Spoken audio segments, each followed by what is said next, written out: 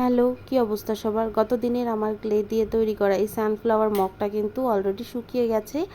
আর এটার সাথে হচ্ছে আমি এখন শুকানোর পর এখানে আমি কালার ইউজ করব। আমি হচ্ছে এখানে হলুদ কালার দিচ্ছি, সানফ্লাওয়ারের সাথে হলুদ কালার। কিন্তু এই হলুদ কালারটা দেওয়ার পর আমার কাছে মনে হচ্ছিল কালারটা ঠিক মতো বসছে না। এর জন্য হচ্ছে আমার বেস কালারটা দেওয়া একেবারে মাস্ট, এখানে দিতেই হবে। তাই পরবর্তীতে আমি হচ্ছে আবার হোয়াইট কালারটা নিয়ে বেস কালার দিয়েছি। আপনারা এখানে বেস কালার হিসেবে হোয়াইট কালার না দিয়ে আপনারা চাইলে এখানে হোয়াইট পেস্ট, জেসো বা যে কোনো ধরনের একটা লেয়ার দিতে পারেন। এরপরে হচ্ছে আমি এখানে হোয়াইট কালারটা দিয়ে পুরো কাপে হচ্ছে পার্পল কালার করছি। আমার আগের কাপটা ছিল গোলাপি রং আর এই কাপটা হচ্ছে পার্পল কালার। পার্পল কালার আমি আগেই ঠিক করেছিলাম যে সানফ্লাওয়ার পার্পল কালারের সাথে আমি কখনোই হচ্ছে করিনি, তাই এই কাপটা আমি হচ্ছে সানফ্লাওয়ার আর পার্পল থিমে করব। তো এই কারণে হচ্ছে আমি এখানে পার্পল কালারের বেসটা দিয়েছি। আমি টিউলিপ ফুলের যেই মগটা করেছিলাম সেটাতে আমার কোনো প্ল্যানিং ছিল না, কিন্তু এই সানফ্লাওয়ারটার ক্ষেত্রে আমার অনেকটাই হচ্ছে প্ল্যানিং করেই করা। আর এটার আউটপুটটাও আমার ভীষণ পছন্দের, এটা আমার অনেক ভালো লেগেছে, মানে একটা কাজ স্যাটিসফাইড আর কি। যাই হোক, এরপরে যখন বেস কালারটা একদম ভালো করে শুকিয়েছে, এরপর এখানে আমি ইয়েলো কালারটা দিচ্ছি। দেখুন কতটা সুন্দর আর কতটা গ্লেসি দেখাচ্ছে।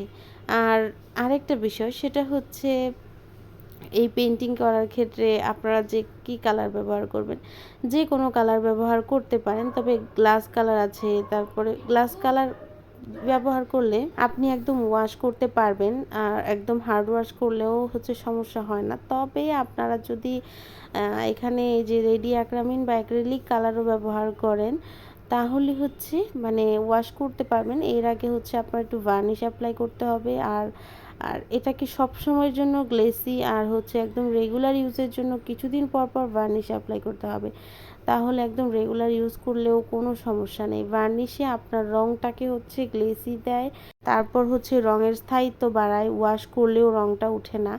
যাই হোক, এই কারণে আপনাদেরকে বলছি যারা হচ্ছে নর্মাল রং ব্যবহার করবেন তারা অবশ্যই এখানে ভার্নিশ অ্যাপ্লাই করবেন রেগুলার ইউজের জন্য। আর সৌন্দর্যের জন্য ভার্নিশ অনেক গুরুত্বপূর্ণ। এরপর আমি হলুদ কালারটার অনেকটা ডিটেইলিং অ্যাড করেছি, আর হলুদ কালারটার ডিটেইলিংয়ের পর হচ্ছে আমি ভেতরে কফি কালার দিয়েছি। কফি কালারে অনেক ডিটেইলিং আছে, সেগুলো আপনারা ভিডিওতে দেখেছেন। এরপর হচ্ছে আমি এখানে কালারটা করে শুকিয়েছি। ভালো করে শুকানোর পর হচ্ছে আমি এখানে ভার্নিশ অ্যাপ্লাই করব।